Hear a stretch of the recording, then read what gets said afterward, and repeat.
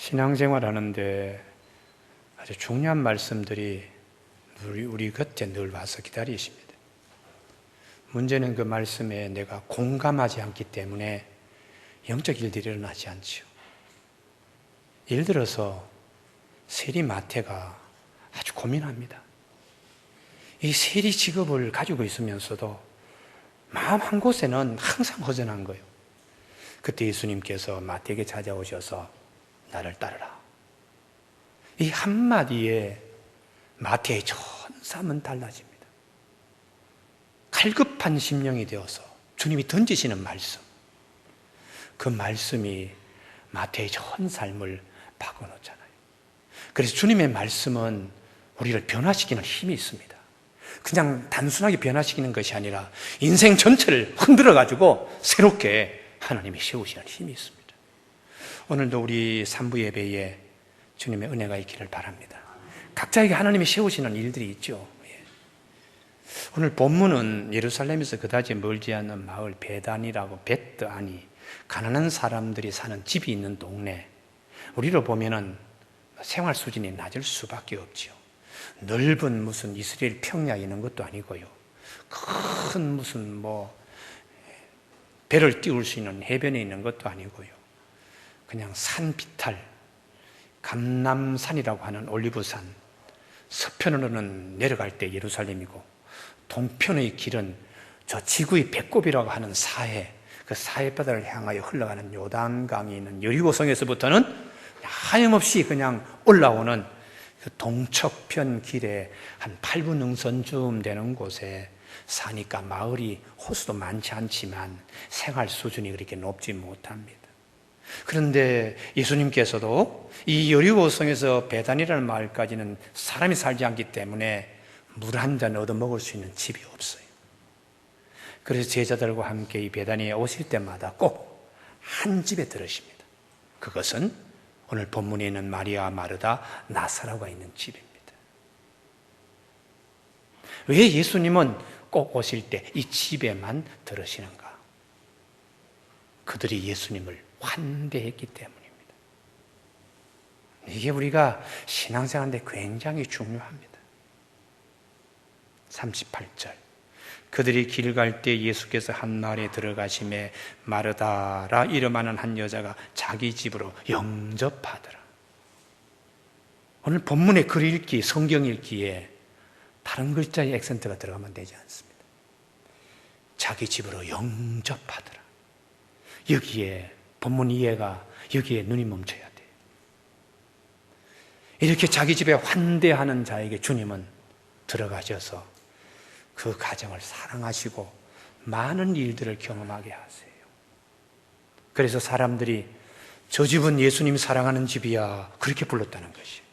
요한복음 11장에 보면 나사로가 죽었을 때에, 병 들어갈 때에 본래 마르다와 마리아, 나사로를 예수님이 사랑하셨다고. 저 집은 예수님이 사랑하시는 집이야, 예수님이 자주 들어가시는 집은요. 그래서 우리가 오늘 키워드 첫 번째, 영접.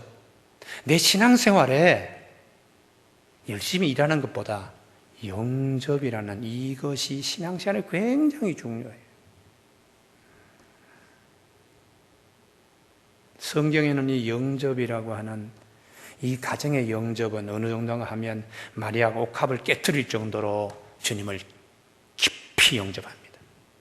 그 집에 나사로가 죽었을 때 예수님이 굳이 찾아가셔서 나사로야 나오라, 이렇게 주님이 하셨죠. 우리 인생도 이와 같이 되라고 말했어요. 영접하는 자, 곧 그 이름을 믿는 자들에게는 하나님의 자녀가 되는 권세를 주신다고 이렇게 말씀하셨어요. 성경을 구조적으로 봐야 됩니다. 이것 다르고 저것 다른 게 아니라 성경은 한 영역으로 흘러가기 때문에 영접을 얼마나 성경에서 강조가 있는지 몰라요. 아브라함의 믿음 생활도 창세기 18장에 영접입니다. 영접. 날이 덥습니다. 그래서 다 그늘에서 쉬려고 하는 그 시간에 저기 동구 밖에서 마무리 상수리 숲을 아래에 세 사람이 와 있어요. 아브라함이 길 아지랭이를 물리치고 뛰어나갑니다. 그리고 주인이시여, 우리 집에 오셔서 발도 좀 씻으시고 음식도 장만할 테니까 마음껏 드십시오 하고 영접했습니다. 그 세 사람 가운데 한 분이 성육신하신 하나님이 오셔서 아브라함에게 내년 이맘때쯤 네게 아들이 있으리라. 깊이 영접하고 큰 마음으로 영접할 때 하나님이 가장 깊이 가지고 계신 이삭을 그 가정에 이제는 주실 때가 되었다. 그래서 이삭을 얻잖아요. 그래서 히브리서 13장 2절에 손님 대접하기를 잊지 말아라.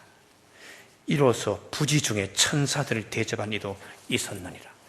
우리 신앙생활 영접이 굉장히 중요하다는 것이. 여호수아 2장에 보면 여리고성 주모 라합 얘기가 있습니다. 정탐꾼이 왔을 때에 지붕에 벌려놓은 삼대 속에 숨겨뒀다고요. 목숨 걸고 영접한 거예요. 생명 걸고 영접한 것입니다. 여리고성이 무너질 때 이 집만이 생명 걸고 영접했기 때문에 생명을 지킬 수가 있었어요. 그리고 나중에 이 라합이 좋은 믿음 좋은 남편 살몬을 만나가지고 낳은 아들이 보아스예요. 그 보아스가 룻과 만나잖아요. 낳은 아들이 오벳이고 이세고 다윗이 생명 걸고 목숨 걸고 영접한 곳에 생명의 왕이 오시는 귀한 축복이 있습니다. 오늘 아침 새벽기도 제가 말씀드렸는데 열왕기상 17장 사라밧 과부의 집에 엘리야를 파송했을 때에 사라밧 가구가 마지막 음식 가루 한 줌과 병에는 기름 마지막 음식인데 그것으로 엘리야를 공개하는 거예요. 비천의 자리에 있지만 음식으로 영접하는 거죠. 그 엘리야가 3년 6개월 가뭄이 다 끝날 때까지 비가 내릴 때까지 이 집에 양식 걱정하지 않게끔 하나님이 은혜를 주셨어요. 반대로 열왕기하 4장에 엘리사가 수냄 여인 집에 갑니다. 이 집은 부자였습니다. 집도 아주 좋아서 엘리사 늘 지나갈 때마다 우리 집에 오십시오 하고 방도 만들어 드리고 세간도 내어 드리고 뭐 집에는 부족한 게 없었어요. 한 가지 부족하다면 자식이 없다는 거죠. 그때 엘리사가 이렇게 영접하는 가정에 하나님께 기도했더니 아들을 얻게 하셨다. 사라밧 과부는 가난했지만 수냄 여인은 부자였지만 빈부 귀천을 막론하고 영접하는 자, 하나님의 일들을 경험하게 하신다는 거예요. 그래서 예수님이 마태복음 10장에 그 집에 들어가면서 평안하기를 빌라. 그 집이 이에 합당하면, 즉 영접하면 제자가 왔을 때에 샬롬 하고 들어올 때에 어서 오세요 하고 영접하는 거죠. 그 집에 합당하면 너희가 빈 평안이 거기 임할 것이요 하나님의 역사가 일어나게 됩니다. 만일 합당하지 아니하면, 영접하지 아니하면 그 평안이 너희에게 돌아올 것이라. 누구든지 너희를 영접하지도 아니하고 너희 말을 듣지도 아니하거든 그 집이나 성에서 나가 너희 발의 먼지를 떨어버리라. 이렇게 주님이 말씀하셨습니다. 구약 성경은 대부분 사람을 영접하는 겁니다. 그러나 신약의 주님이 말씀을 영접하는 거예요. 말씀을요.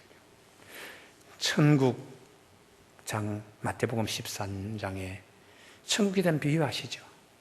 말씀을 계속해서 그냥 내뱉는, 그냥 거부하는 길가밥과 같은 사람은 마음이 굳어가지고 마귀가 항상 와서 그 곁에 상주하고 있으면서 은혜의 말씀이 떨어지자 말자 그냥 낚아채 갑니다만 영접하는 자, 옥토박과 같이 되어서 30배, 60배, 100배의 결심했나. 마태에게 찾아왔어요. 나를 따르라. 영접하잖아요. 세리 마태가 예수님의 제자가 되는 30배, 60배, 100배의 결심 맺어요. 신앙생활도 마찬가지입니다. 말씀이 들려져야 되는 말씀이요. 근데 시험 들면 제일 첫 번째 설교가 귀에 들어오질 않아요. 이미 벌써 이 단계에서 벗어났기 때문에 그래요. 그러나 은혜 받으면 아이고 예배 시간이 언제 다시 돌아오나. 이야, 예배 시간에 목사님은 그렇게 설교하시지만 목사님의 설교를 통하여 성령님의 음성을 내가 들으니까 성령님 어서 오시옵소서, 성령님 환영합니다 하고 영적 사람으로 변화되는 거예요. 초대교회에 고넬료의 집에 베드로가 갑니다만 몸이 가는 거 아닙니다.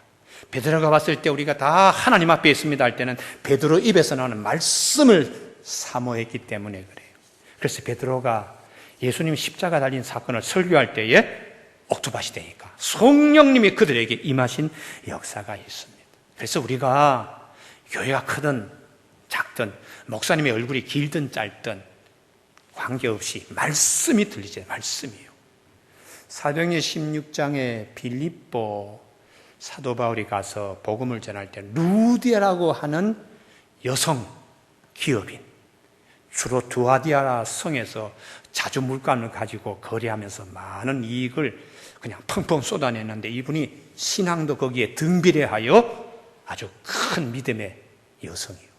근데 바울이 가서 설교하는데 주께서 그 마음을 열어 바울의 말씀을 듣게 하였다. 옥토밭이 되어서 바울의 말씀을 영접하니까 이 빌립보의 루디아의 집에서 전 세계 유럽의 첫 번째 관문교회 빌립보 교회가 세워지는 것이에요. 한 작은 여인의 가슴과 마음을 열 때에 유럽 전체가 그 심령을 통하여 복음화가 시작되는 빌립보 교회와 같은 세워지는 하나님의 일이 일어나지요. 여러분, 이 말씀을 그냥 듣지 마십시오. 하나님, 나에게도 저 축복이 있게 하여 주시옵소서. 주님께서 오늘 내 마음을 통하여 우리 가정에 길이 열리게 하여 주옵시고, 이게 굉장히 중요합니다. 내 자녀의 앞길에도 길이 열리게 하여 주옵시고, 그렇게 여러분 들려져야 됩니다. 그래서 우리가 마리아와 마르다가 주님을 영접하듯이 이 시대는 성령님을 영접해야 돼요. 성령님 이 시간에 오시옵소서. 성령님 오늘도 말씀하여 주옵소서. 그래서 성령님 곁에서 성령님을 사모할 때에 성령 충만함을 받은 것입니다. 할렐루야. 그래서 우리가 성령 충만한 삶은 말씀을 통하여 성령님이 우리에게 오셔서 역사하시는 겁니다. 술 취하지 말라. 이런 방탕한 것이 시간 날 때마다 그냥 오락 생각하고 게임 생각하고 그냥 세상적인 것 머릿속에 쓰레기 같은 거, 지금은 즐겁지만 나중에는 아무것도 남지 않는 그런 것에 시간 뺏기면 안 됩니다. 성령 충만함을 받으라. 성령님이 시간에 가장으로서 해야 될 일이 많습니다. 남편으로 해야 될 일이 많습니다. 직장에서 해야 될 일이 많습니다. 교회에서 할 일이 많습니다. 나의 사랑하는 자녀들이 앞으로 크는 일에 내가 어떻게 감당하면 좋겠습니까? 말씀하여 주옵소서. 말씀을 상고하며 간절히 매달리면 하나님이 말씀을 통하여 길을 열어주셔요. 할렐루야. 그래서 어려운 환경 속에서도 하나님의 일을 감당할 수 있는 역군들이 되는 것입니다. 너희가 하나님의 성전인 것과 하나님의 성령이 너희 안에 계시는 것을 알지 못하느냐. 내가 문 밖에 서서 문을 두든 누구든지 내 음성을 듣고 문을 열면 내가 그에게로 들어가 그와 더불어 먹고 그는 나와 더불어 먹고, 언제든지 성령님은 내 마음의 문에서 아무개야 마음의 문 열어. 그렇게 놓고 할 때에 주님 오시옵소서. 주님 오셔서 내 필요한 것에 대하여 들으시고 말씀해 주시고 이렇게 해 주십시오. 이런 우리 마음이 되어야 됩니다. 교우 여러분, 마리아 마르다 가정은 주님이 사랑하시는 가정이에요. 그들은 주님을 영접하는 특성이 있었습니다. 오늘도 우리가 성령님의 사랑을 받는 비결은 성령님을 영접하십시오. 할렐루야. 성령님을 사모하십시오. 성령님의 말씀을 항상 귀 기울이십시오. 그러면 성령님께서 역사하시는 일들을 경험하게 됩니다. 두 번째 키워드 중심 단어는 마르다죠. 마르다는 주님이 오셨을 때에 아이고 오시다가 어디 들으실 집도 없고 하니까 얼마나 목마르시겠어요. 얼마나 시장하시겠어요. 아마 제자들 가운데 정말 그래요. 그러니까 마리아는 맞으니까 손님 대접하는 데는 명사수였어요. 그래서 나가서 반죽을 하고 막 그러다가 14명 음식 만드는 일에 힘이 붙일 거 아니겠어요.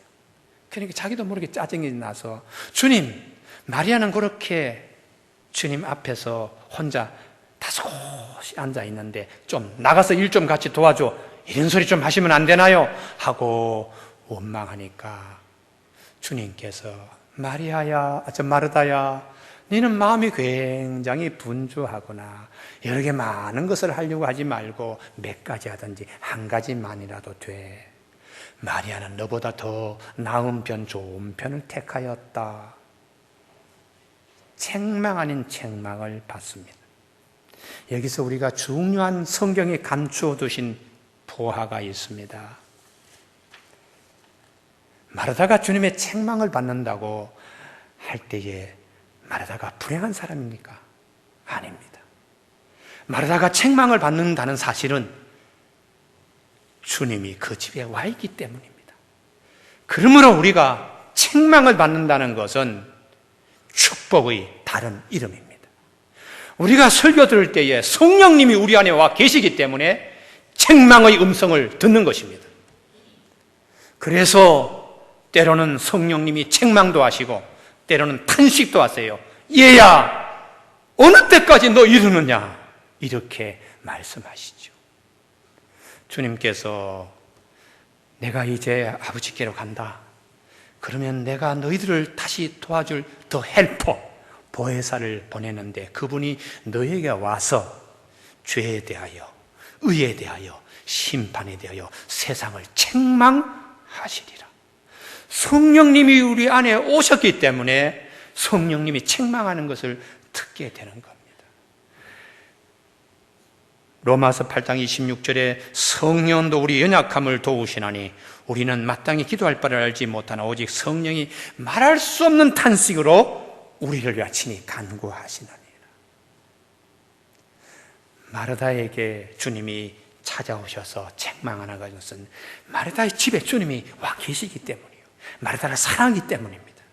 우리는 흔히 교회 나가서 목사님 설교 들을 때 나에게 부담이 돼. 성령님이 그분 안에 계시기 때문이에요. 성령님이 그분을 사랑하시기 때문에. 그런데 한국 교회의 최근 유행은 책망에 대하여 피하는 거예요. 부담되는 설교는 도망하는 거예요. 한국 교회 앞날은 성령님을 모시지 않고 빈 껍데기로 사는 신앙이 되면 안 됩니다. 어느 누가 그러더라고. 유럽 교회는 주님과 이혼한 지가 벌써 오래되었고 미국 교회는 지금 이혼 수속 중에 있다 그러는데 저는 미국 교회가 이혼 거의 끝나가는 무렵에 있다고 봐요. 한국 교회는 지금 연애 중에 있다 그러는데 한국 교회도 성령님과 함께 열애한다든지 주님과 함께 서로 사랑의 교제보다는 이제는 부담되는 거 싫어하고 점점 등을 돌리는 과정에 있는데요. 중국 교회는 그렇지 않습니다. 제가 5년 전에 중국에 가서 청도에 가서 신학교에 가서도 특강도 하고 설교도 하고 또 예배하는 처소에 가서 봤더니요, 제가 놀랐습니다. 앞으로 중국이 큰 나라가 될 거라고요. 예견대로 5년 지난 지금 미국도 중국을 핸들링하지 못합니다. 지금 우리 교우들 성령님 정말 사모하시고 성령 항상 마음에 모시고 그분이 책망하는 것도 아멘하고 응답하는 우리 교우들 다 되시길 바랍니다. 그리고 성령님의 탄식하는 소리도 기울일 수 있는 것은 성령님이 우리 안에 계시기 때문이에요. 운동선수 코치와 감독이 야 이놈 그렇게밖에 못하냐 할 때에 미워가지고 그런 거 아닙니다. 좀 더 다듬어서 좀 더 훌륭한 세계적인 선수로 키우기 위해서 감독이 얘기하는 것이죠. 우리는 주님이 마리아에게 책망 아닌 책망을 할 때에 그 속에 감추어 두신 주님의 생명의 말씀이 있습니다. 마리아야, 마르다야, 너 조심 잃지 말라. 주님이 문에 들어오실 때는 너무 기뻐서 주님 어서 오시옵소서 하고 영접했던 마르다가 일 좀 하면서 봉사 좀 하면서 시험 들어가지고 입에는 기쁨이 다 원망 탓으로 바뀌었으니 초심, 영접할 때 받은 기쁨, 그거 다시 회복하라는 것이. 마르다. 그래서 우리는 신앙생활할 때도 처음은 막 기쁘게 직분도 봉사도 막 하다가 중간에 자기도 모르게 걸음더미처럼 시험 든 자리에 있을 때가 있어요. 성령으로 시작했다가 육체로 맞춰서 되겠느냐? 성령님이 그렇게 갈라디아 3장 3절로 말씀하십니다. 우리는 초심을 잃지 않기 위해서는 때로는 단순화시킬 지혜가 필요해요. 마르다는 준비하는 일이 많아 마음이 분주한지라. 신앙생활 하는데요, 너무 일을 많이 벌리면 하나님이 주시는 처음 기쁨을 상실합니다. 그래서 가능하면 단순화시켜라. 이걸 다른 말로 하면 버려라, 비워라, 정 안 되면 쉬어라, 이렇게 말씀하시는. 그것은 내 안에 하나님이 처음 주시는 영접할 때의 그 기쁨이 갈등과 원망과 분노와 이런 것으로 육체의 열매로 남지 않도록 하시는 말씀이에요. 많은 일로 염려하고 근심하나 몇 가지만 하든지 줄이든지 아니면 한 가지만이라도 좋거니라 나머지 다 손에 놔버려라.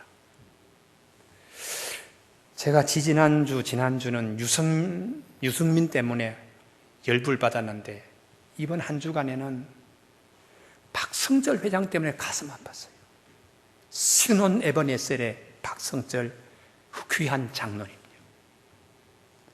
이분은 우리가 한번 들었지요.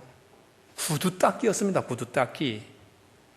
그분을 신앙을 넣어준 분이 일본 여성입니다. 목포에 성자 같은 이 암흑의 전도사가 있다고 해서 이분이 외정시대 때에 우리나라의 아버지 따라 우리나라 온 거예요. 아버지가 목포시청에 일본인으로 공무원이었어요.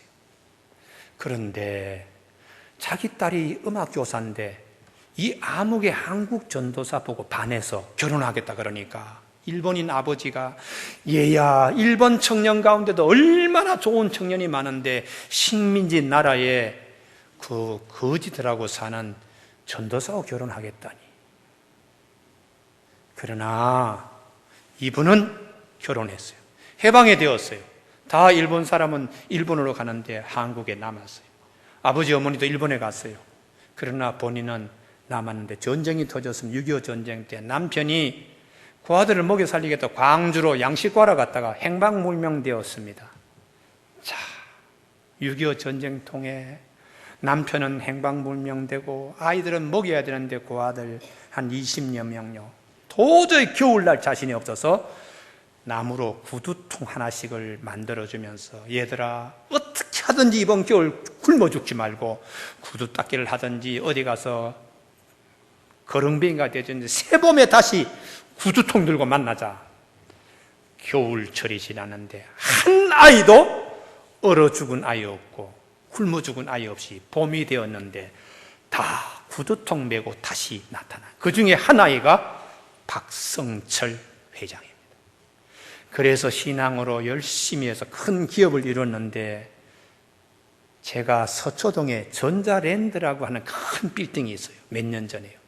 그것을 그분이 인수했다는 얘기를 듣고서는 너무 벌리는 거 아니냐, 너무 키우는 거 아니냐 염려했는데 지난 한 주간에 그 신앙 좋고 정말 기대했던 분이 구속이니 뭐 비자금 빼돌렸다니 이런 얘기 들을 때 마음이 너무 아픈 거예요. 왜 저런 일이 있을 수 있을까? 여러 가지 일들을 많이 벌려서 한 결과가 아니겠는가? 때로는 내가 좀 더 크고 싶을 때, 내가 좀 많은 일을 하려고 할 때에 한 번쯤 버려야 될 것이 없나? 단순화시킬 것이 없나? 비워야 될 것이 없나? 이것이 자기를 지켜주는 것입니다.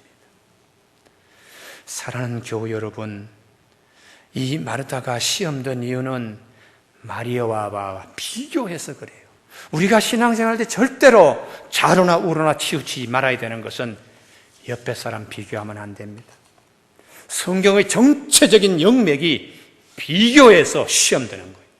가인과 아벨, 동생 제사는 하나님이 기뻐 받으시고 내 제사는 좀 소홀히 받으시니까 하고 비교하면서 시험 들어 동생을 죽이는 살인자가 되었습니다. 예수님이 포도원 비유할 때도 아침에 일찍 와서 일하는 사람이 저녁에 늦게 와서 1시간 일하는 사람과 비교하면서 주인님 불공평합니다. 아침부터 와서 일한 나에게는 한 데나리온 주고 늦게 와서 1시간 하는 자에게도 한 데나리온 불공평합니다. 비교하는 데서 불만이 터져 나오는 겁니다. 예수님의 제자들도 길에서 누가 더 크냐 비교하면서 시험 들잖아요. 예수님이 너희들이 길에서 올 때 뭐 때문에 그렇게 다투어서 아무도 말하지 못한, 왜요? 부끄러운 일이니까요. 그때는 서로 비교하면서 누가 더 키가 큰가, 누가 더 권력을 갖고 있나 했지만 지나가 보니까 주님 앞에서 부끄러운 일이라고요. 요한복음 21장 베드로가 무장해제되어서 부활하신 주님을 만나고도 갈릴리 바다에 업으로 가셨어요. 그때 예수님이 찾아오셔서 베드로야 네가 나를 사랑하느냐 3번 물었습니다. 주님 내가 최선으로 다하지만 주님의 사랑으로는 제가 주님을 사랑할 수 없지만 제가 최선을 다하는 사랑으로 주님을 사랑할 수 있습니다. 그때 주님께서 말합니다. 그렇게 해라. 네가 젊은 날에는 네가 다니고 싶은 대로 했지만 이제 나이가 들어서 네가 젊은 날과 같지 않다. 네가 팔을 벌려서 죽게 될 때가 있다.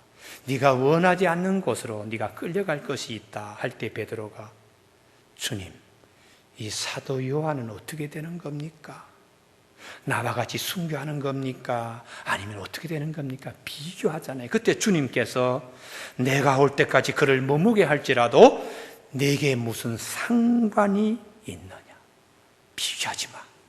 너에게 주신 네 일로 최선을 다해.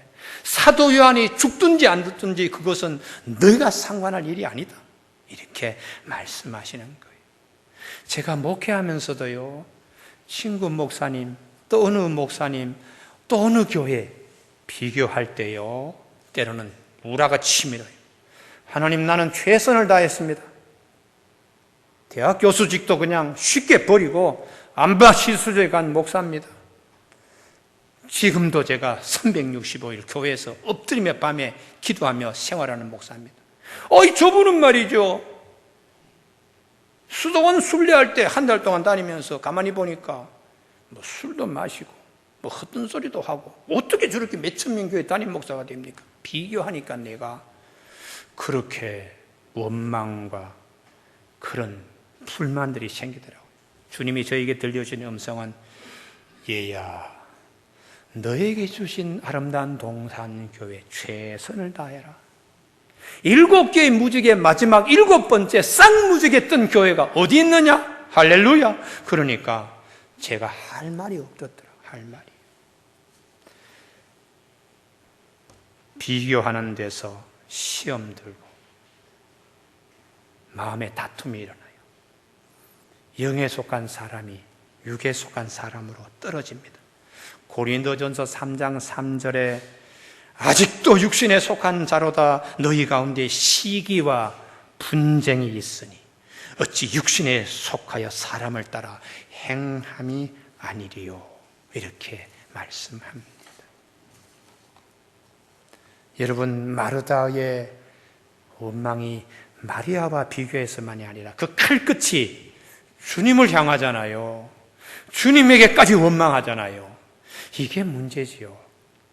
우리가 신앙생활 하면서 이거 굉장히 조심해야 돼요. 옆집과 비교하면서 결국 하나님께 원망 돌리는 경우가 많아요. 그래서 빌립보 2장 13절에 너희 가운데 행하신 하나님이시니 자기의 기쁘신 뜻을 위하여 주님 기쁘게 하는 일에 초점 맞추라는 거예요. 소원을 두고 행하게 하시니 모든 일에 원망과 시비가 없이 하라. 시험 들지 않도록. 그래서 나와 주님의 관계에 많이 중요합니다. 고린도전서 10장 31절 그런즉 너희가 먹든지 마시든지 주방에 있든지 주님 말씀하는 방에 있든지 그 말씀이죠. 너희가 먹든지 마시든지 무엇을 하든지 다 하나님의 영광을 위하여 하라. 내가 주방에서 열심히 봉사하는 것도 감사합니다. 이렇게 되어야지 되지. 나는 일하고 저기 마리아는 앉아서 저렇게 조용히 그냥 주님의 사랑만 받고 여기도 감사합니다 하고 내려놓는 것이 영적 겸손이에요. 영적 겸손. 우리는 남과 자꾸 비교하면서 더 가지고 있으면 목에 힘주고 없으면 부족하면 기죽고 영적 교만입니다. 출애굽기 36장에 성막 해달의 가죽이 세마포 부러워하지 않았습니다. 해달의 가죽은 해달의 가죽대로 하나님이 쓰시고요. 세마포는 세마포대로 하나님이 쓰세요. 시띠나무 그거 정금을 부러워하지 않았어요. 시띠나무는 사막에 있는 보잘것없는 나무, 옹알이만 잔뜩 들어있는 그런 나무지만 하나님이 정금과 같이 하나님이 쓰시잖아요. 나중에 하나님의 영광이 임재할 때에 세마포도 제사장의 옷이 되어서 해달의 가죽은 성전의 제일 위에 그 뚜껑이 되어서 정금과 시띠목은 다 함께 하나님의 법궤에 귀하게 쓰임받아서 다 함께 하나님의 임재를 경험하게 되는 거죠. 그래서 베드로전서 5장 6절에 하나님의 능하신 손 아래서 겸손하라. 자꾸 비교하면서 시험 들지 말고 영적 겸손한 자 되면 때가 되면 너희를 높이시리라 이렇게 말씀하십니다. 마지막 키워드 마리아. 마리아는 39절 그에게 마리아라 하는 동생이 있어 주의 발치에 앉아 그의 말씀을 듣더니 마리아는 이 좋은 편을 택하였다고 빼앗기지 아니하리라고 주님이 42절에서 말씀하셨어요. 이걸 통해 하나님이 우리에게 사람이 살면서 보다 나은 선택하라는 것이죠. 세상이 빼앗지 못할 나은 선택. 마리아와 마르다가 예수님이 집에 오셨을 때 스타트 라인은 다 함께 기쁨으로 똑같이 출발했어요. 그러나 시간이 가면서 한 사람은 부엌에 있으면서 한 사람은 주님의 말씀방에 있으면서 결과가 달라졌습니다. 주님은 두 사람 다 사랑하세요. 그 첫 기쁨들은 마리아는 원망과 불평으로 이것이 바뀌었고요. 마리아는 주님이 오셨을 때 기쁨보다 그분의 입에서 나오는 말씀이 너무 달아서 기쁨이 점점 증폭되고 있어요. 우리가 있어야 할 방은 마르다 방이 아닙니다. 마르다 방에서 주님을 음식을 대접하고 제자들의 음식을 대접하기 위해서는 칼질 소리, 그릇 씻는 소리, 반찬 만드는 모든 소리를 다 합해도 주님의 입에서 나오는 말씀과 비교되질 않아요. 사람이 떡으로만 사는 것이 아니요 하나님 입에서 나오는 모든 말씀으로 산다고요. 우리 안에는 두 방이 있습니다. 마르다와 같이 주방도 하나 있고요. 마리아와 같이 주님의 말씀을 듣는 말씀방도 있어요. 내 마음의 방이 어느 방이 넓은가? 늘 주님의 일을 하면서 투덜투덜 봉사를 하지만은 원망이 있는 방이 90%면 그 방을 80%, 70%, 60%, 10%로 줄이며 마리아의 방과 같이 말씀방이 점점 넓어져야 돼요. 그렇게 해야지 성화되어 갈 수가 있습니다. 누가 봉사하려면 하나님이 공급해 주시는 힘으로 하는 것 같지 않아. 봉사도 뒤에 말씀이 공급해 주시는 힘, 은혜 받고 봉사해야지 봉사가 영광이 되지 은혜 받지 못하고 봉사하면 시험거리가 돼요. 이분이 교회 봉사하는 곳마다 문제가 일어나요. 이분이 가서 그냥 가시 노릇하는 거거든. 왜요? 안에 하나님이 공급해 주시는 힘이 없기 때문에 그래요. 여러분, 주님께 더 가까이 있는 길은 내가 말씀을 들으면서 내 영이 자라게 됩니다. 그래서 제가 늘 얘기를 합니다. 자기 교회는 목사의 설교를 통하여 내 안에 내주하시는 성령님의 음성을 들으면서 내가 영적으로 성장하는 그곳이 지하 개척교회라도 자기의 교회다. 이렇게 제가 말씀하는 거예요. 여러분, 마리아는 마르다보다 더 나은 편을 택하고 세상이 빼앗지 못할 것을 택한 것은 주님과 내적인 은밀한 교제, 말씀을 통하여 주님 안에 거하는 축복입니다. 우리는 이것을 묵상이라고 얘기합니다. 한국 교회 묵상 많이 해야 합니다. 주의 말씀과 함께 교제 많이 해야지 내 영이 살찌게 돼요. 근데 바쁩니다. 예배 드리는데도 말씀 보려고 그러는데 핸드폰이 스마트폰이 와서 방해하고, 좀 성경 읽을만 하면 또 무슨 일이 바빠가지고 뿔떡 일어나서 또 그것에 가야 되니까 오래 주저앉아서 주님과 함께 교제하는, 주님은 그토록 원하시는데 나는 자꾸 일어나는 거예요. 그러니까 깊은 영적인 곳에 생명수를 마시지 못해요. 그러니까 항상 내 영혼이 갈급한 거예요. 그러니까 점점 교회와 멀어지고 주님과 멀어지면서 이혼 단계로 접어들고 이혼하고 마는 구미교회 스타일이 되기 쉽습니다. 우리는 소가 풀을 먹어도 여러 번 되새김질합니다. 그래서 우유도 만들고 살도 만들고 살코기도 만들고 가죽도 만들고 이렇게 풀이 유용한 것을 바뀌듯이 주의 말씀을 내가 묵상하면서 내 안에 유익한 것들로 바뀌게 돼요. 휴가철이 다가옵니다. 무엇을 꿈꾸십니까?